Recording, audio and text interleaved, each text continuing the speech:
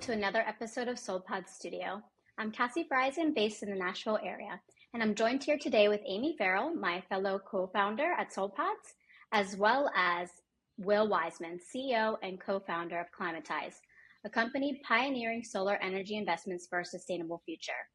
Climatize was acknowledged as a climate finance startup reshaping the industry by Impactor and has been a two-time honoree for Fast Company's 2024 World Changing Ideas Awards.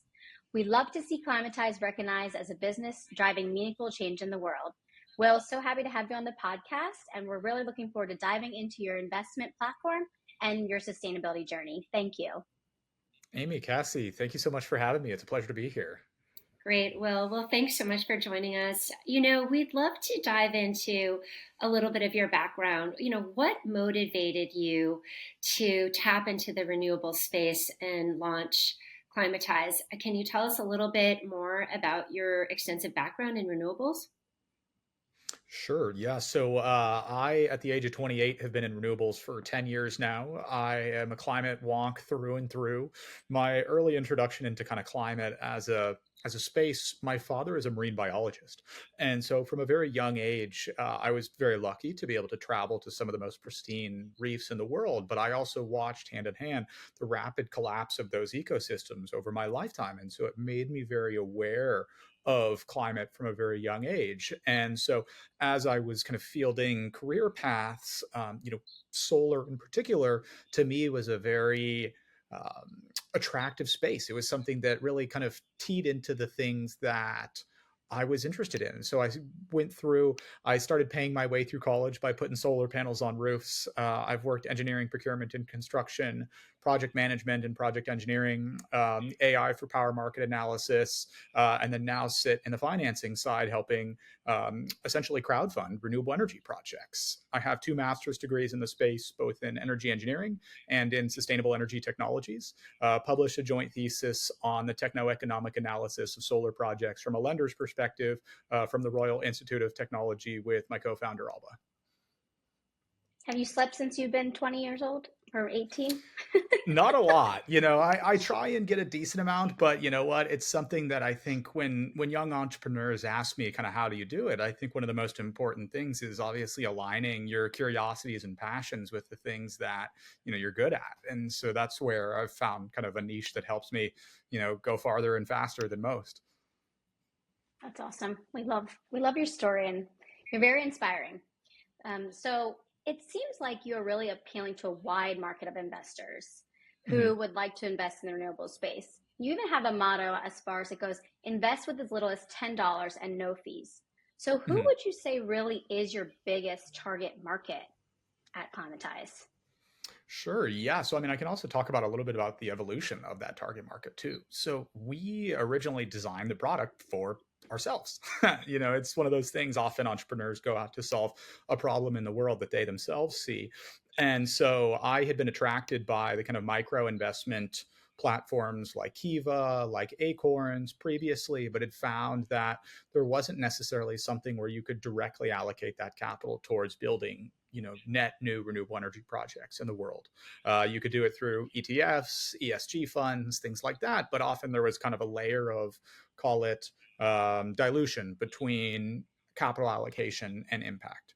And so, we originally went to market really envisioning a much more kind of Gen Z demographic of, someone who is going to skip a coffee or a very small amount to be able to invest in these renewable energy projects. And then we're really pleasantly surprised to see that actually we activated a slightly older demographic, the kind of Gen X and kind of younger baby boomer generation that, they did really want to allocate capital towards climate. And while secondary data might point to that being a smaller demographic, those folks actually had more capital to allocate. And so I would say our kind of core demographic is a little bit more, call it 35 to 55, people who are moving their money out of T-bills and CDs and into, the climate space where they see a direct line of sight and can have rates on our platform that can match or beat even the S&P's average.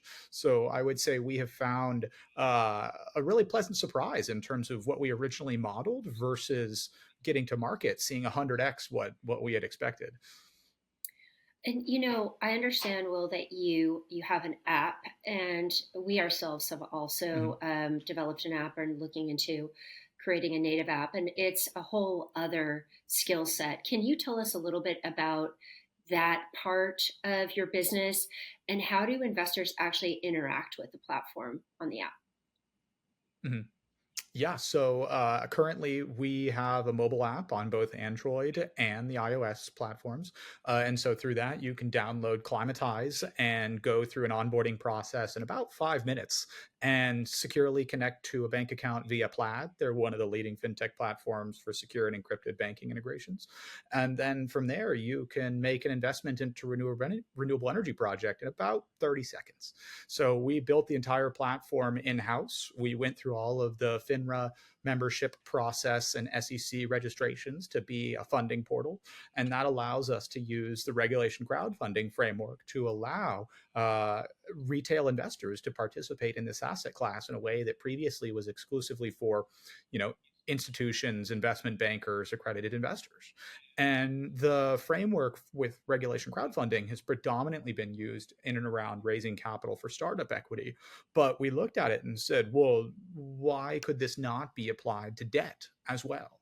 And so, using that, then we found a means to be able to essentially aggregate small dollar checks into enough to provide the project finance for, in particular, battery and storage projects, but have recently expanded into energy efficiency as well with Block Power, who does energy efficiency upgrades for low to middle income communities. Very interesting. And I mean, building the app on its own is just a feat, and let alone Mhm, coming up with Climatize as, an option for investors. What has really been one of your biggest challenges you have faced in mhm. your past few years in starting the company? Where do we begin? Oh my gosh. I think the hardest part was probably the regulatory membership process. That was 12 years, or 12 years, 12 months of pretty intense regulatory scrutiny, background checks, fingerprints, business continuity plans, written supervisory procedures. I mean, just the list goes on and on and on. And so, that was 12 months that we expected to be two, or pardon me, three. And so that was not what we planned on, but it was a lot of kind of hurry up and wait. And so it's a lot of kind of back and forth on documentation, but at the same time, that is part of our moat, is that it's not like any, simple software product that you can spin up and kind of begin getting in the hands of users in a matter of weeks. It really does take getting over those hurdles, because at the end of the day, we want to do things right. I think part of what we have seen backfire in other markets is low transparency and low accountability. And so, we've kept it simple, stuck to dollars, no crypto, no crazy other things, and with that, the fact that we've been able to keep it very simple, very accessible has been part of the secret sauce of what has made it, attractive to everyone, from the 18-year-old investor who is skipping their coffee and wants to put, $10 to work in climate, all the way through to the person who is, newly retired and wants to put 10, 25K towards a project because they have had success in kind of similar asset classes like maybe commercial real estate. Yeah, I love that basically it's two lattes for that young person, effectively, that can get you in the marketplace. Mhm, And fantastic that it is simple, as you said, because you're able to reach a much broader audience, and that accessibility mhm, is really key. And that kind of leads us to our next question, which is around trends. I mean, mhm. historically, maybe you can speak to the types of investors. You've mentioned them a little bit that were in this space, but what are some of the trends you see from the investor side? Also, if you could speak a little bit just to trends as a result from some recent legislation in the US, particularly the IRA, and how that's Mhm. impacted your business. Sure. Yeah. Again, where do we start? So, trends, I mean, one big thing that I think is often, there is a stereotype of the cost of solar being high, while some are not aware that between 2010 and 2019, the cost of solar on a kilowatt basis has dropped 95%. And so now, from a levelized cost of energy perspective, you can see utility scale power purchase agreements in the range of 2.5, 3 cents a kilowatt hour. And that's where, say, natural gas is in maybe the 6 to 7 cent range, and coal can be in the kind of, call it 8 to 11 cent range. And so now solar is just radically cheaper than some of the other fossil fuel alternatives in the best conditions. We still see community solar and some kind of playing right in that same range of natural gas and oftentimes below coal. So it's why we see the retiring of coal plants and this increasing market penetration of solar as well as now storage as well, because we're seeing similar cost curve declines in the battery storage space as well. So the technology is coming along from a cost perspective very, very nicely. And then in terms of trends, the Inflation Reduction Act has deployed a lot of capital, in particular, an extension of tax credits over the course of 10 years. That certainty on tax credits is really stimulating a lot of new investment into the space, because previously there was a start stop kind of market dynamic where there was uncertainty around whether or not those tax credits might be decreased.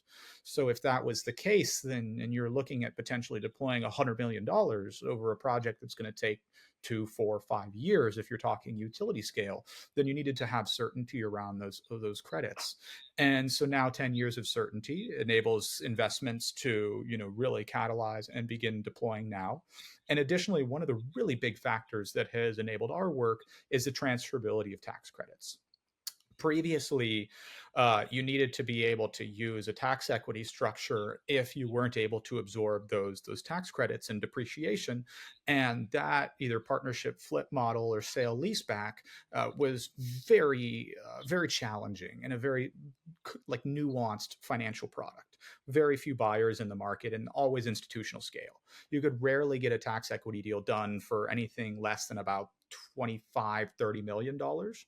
And nowadays, with transferability, there is this new ability to simply sign a contract. I give you the tax number, you wire me funds, and obviously there's diligence involved and CPAs, but it's a much, much more vanilla transaction. And so if you're talking about, call it a $500,000 solar project for a rural chicken farm that has no ability to absorb $250,000 worth of tax credits, all of a sudden they can sell that in a way that previously was impossible. And so for the small to medium scale market, this is extremely catalytic, because otherwise that value goes unclaimed if you can't essentially absorb those tax credits. And so we have been able to not only provide project finance against federal incentives through grant programs, but additionally through the sale of those tax credits in a market that was non-existent before the Inflation Reduction Act. So that's been really catalytic to our work, and we see that being a big stimulant towards kind of scaling the middle market of solar and storage. So interesting, and so great that you're using legislation and regulation and things to your benefit. Give Mm-hmm. us an example, highlight one or two examples of projects that Climatize has had in the past, let's say, year or two, that you're Mm-hmm. really proud of, and you'd love to shed light on those projects. And I also wanted to ask, because you said you only allow US dollar, but does Mm-hmm. that mean that you can still deploy capital anywhere in the world? And do you also invest in different global markets? Sure. So, yeah, just starting with that question, because we are an SEC registered funding portal, we're leveraging US securities laws. And so ultimately, the entity that is issuing these debt notes through our platform must be a US entity. Now, that capital could be deployed overseas, but we have yet to do that, simply just as we're in the kind of early scaling phase, want to keep things simple, minimize complexity. When you look at trying to do projects overseas, you get into kind of foreign exchange currency considerations, governmental risk. There's a whole nother world of challenges there. So for the time being, we've really predominantly focused on the U.S. so we can gain critical mass here. But we do have, aspirations to be a global platform in the future. So we originally started doing our work in Europe and pivoted to the U.S. when certain securities laws made this market much more attractive. So we're well versed in the two compliance regimes, and we'll get there in time. Now, to your other question, projects that I mean, I can't necessarily say any project is better than the others, but each has a really great story, which is one of the things that I think makes our platform stand out is that unlike an ESG fund or an ETF where, your relationship is a portfolio of corporates and a stock ticker, there is a human being and a story with each one of these projects. And so, for example, there was a project that was covered by the Wall Street Journal in which it was a rural chicken farm in South Carolina, father son farmer. I think it was about a $309,000 project. And they got the project 100% free through stacking these grants and the federal tax credits. And at the end of the day, the renewable energy developers made money. The small business got the project entirely free. Our investors are able to earn a competitive yield, and we as a platform were able to make revenue as well. And so it was a win-win-win with all parties involved. And when they energized the system, they brought kind of the local farmers there for that opportunity. And the farmers really spoke to how it had, really become kind of a beacon of frankly progression in their community. And the other farmers were then asking, hey, how can we tap into these incentives and how can we potentially do the same? And they felt proud of it, not only for their daughters and for being that kind of position in a community, but then it's also going to have a very positive impact on their business as it essentially eliminates the energy cost for this farm. And so that was one that we felt was really good because we could also see it kind of seeding the desire to decarbonize in a community that might not have otherwise have considered renewable energy. That's great. Do you have a sort of educational resource on Climatize's app to teach people more about renewable space? Is that something that you have already or thinking about integrating into the app? Yeah, we definitely are still building out the educational resources. Part of the goal is, you shouldn't need to have a master's degree in renewable energy engineering to come and invest in these projects. We're trying to make it as accessible to as many people as possible because we see that the energy transition presents one of the largest wealth creation opportunities of our lifetime. And to the extent to which we can democratize that and make it accessible to anyone who wants to participate, that's very core to the ethos, and we see ourselves building a movement as much as a business. Love that. I love that concept around democratizing this space and making it accessible to everyone. Can you talk a little bit about the partnership that you developed with the U.S. Department of Energy? I know they actually have a Mhm. lot of great resources for anyone who's interested in learning more about this space, getting involved, investing in this space, understanding what's happening on Capitol Hill, what's happening across the country. Can you address a little bit about President Biden's historical legislation and how it's impacted Climatize? Sure. Yeah. So we are partners with the Department of Energy through the National Community Solar Partnership. And that partnership was formed between a coalition of developers, philanthropists, and investors, lenders, platforms such as ourselves, capital providers. And so, with that, the goal then was to try and stimulate, I believe, something like a 400% increase in community solar project development in the US by 2025.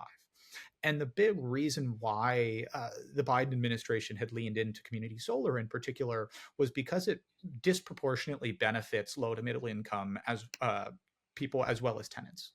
And so if you are a renter and you don't have the ability to put solar on your roof, then you are ultimately in a position where you may not be able to access clean renewable energy. And the same thing, if you don't have the cash up front to be able to buy that system, then again you're boxed out of the market. And the same goes for an EV and other renewable energy technologies.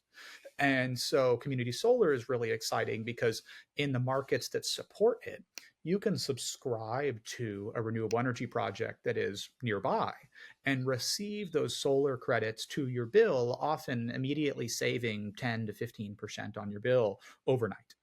And so that is a big market evolution versus needing to have it on your roof or utility scale where they sell to, the wholesale power markets. And this is really great because it allows projects to achieve some kind of economies of scale and be accessible to the immediate community. And from a lender's perspective, it's beneficial because rather than, say, needing to sign a power purchase agreement with a small to medium scale business, which is very difficult, how do I underwrite Jane Doe's shoe shop? Will it be around for 20, 25 years?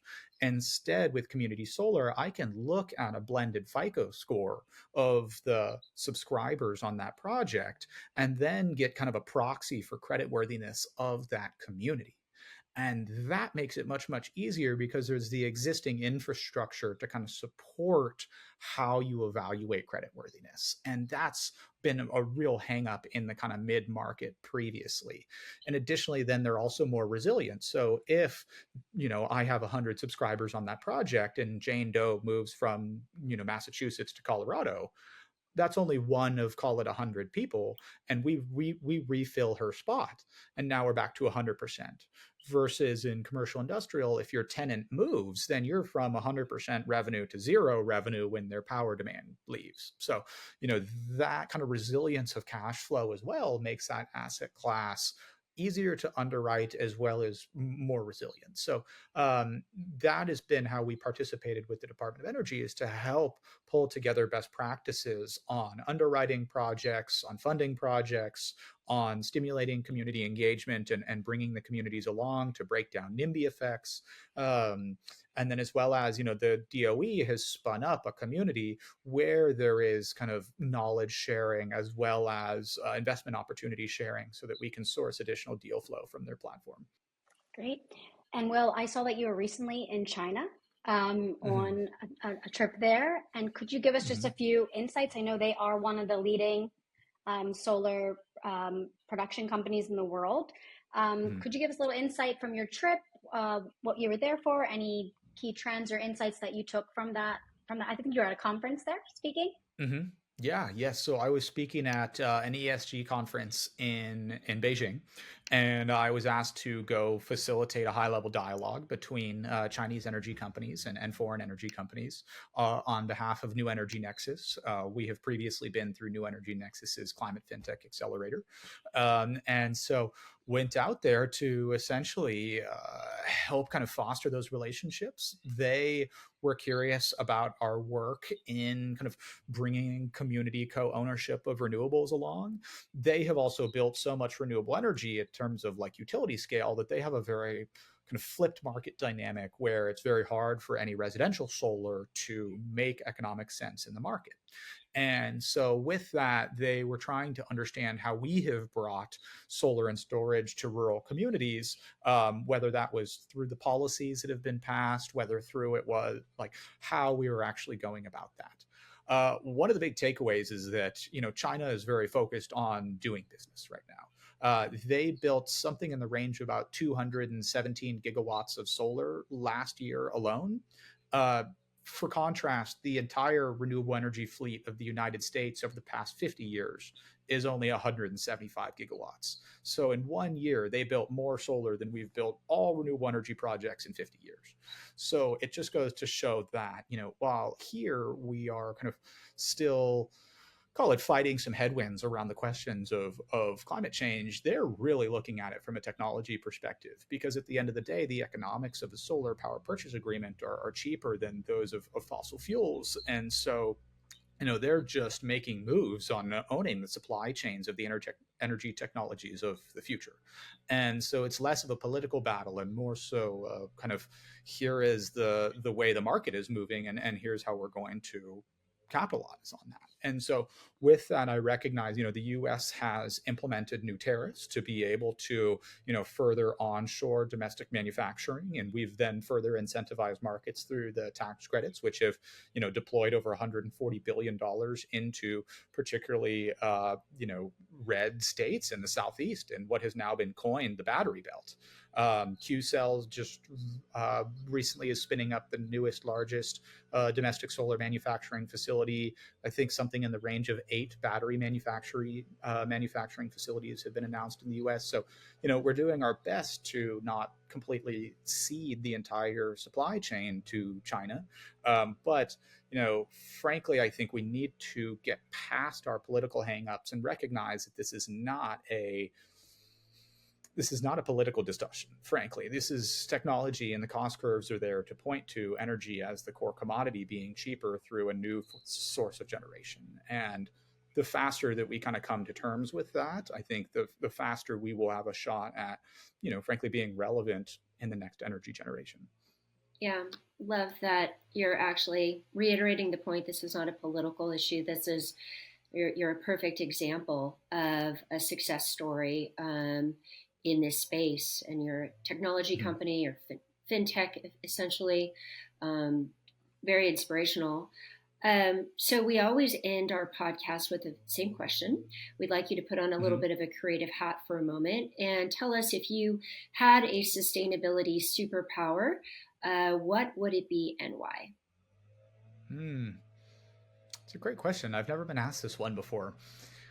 I think my sustainability superpower is that I am a very macro to micro thinker. Prior to getting into renewables, my first job was as an intern in a particle physics lab. So I was actually kind of at the most micro level, kind of playing with the fabric of the universe, and then studied macro energy policy at the same time, and thinking about kind of the flows of energy of our entire society. And so I really like to be able to kind of see the big picture and then zoom into the smallest details. And so that comes down to, I built the first 4 prototypes of our product. I did everything from the button design to the product flows, and still get into the copy and all of the minutia, and then have to zoom out and run HR and legal and all of the kind of financial elements of the platform. And so one of the things that we really search for in hiring is people who can think macro to micro. And so I think that's been one of my superpowers, is that when it comes to systems thinking, I'm able to really look at the big picture, but think about then kind of solving at the micro level as well. Got it. So your superpower would be to give everyone that gift, to go from systems thinking to being in the minutia, because without those connections, you're not able to propel the world to the place we need to be. So we're delighted that you could join us. Will, thank you. Amy, Cassie, thank you so much. Yeah, of course. And that's such a great tip also for our students on the SoulPods platform. That's a great tip for them to think in that context as well. So thanks for that insight.